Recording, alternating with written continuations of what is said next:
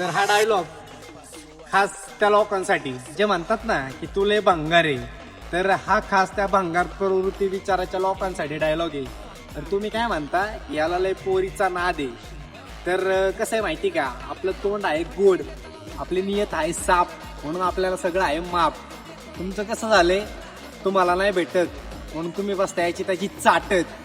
आणि अजून एक शब्द काय, तुमच्या नियत मध्ये आहे खोट, म्हणून माझ्याकडनं तुमच्यासाठी एक स्पेशल, तुम्ही आहे एक नंबरचे भिकार चोट. हा हल्के में तू मतले में पूछे के पे रिप्लाई देगा, नहीं रे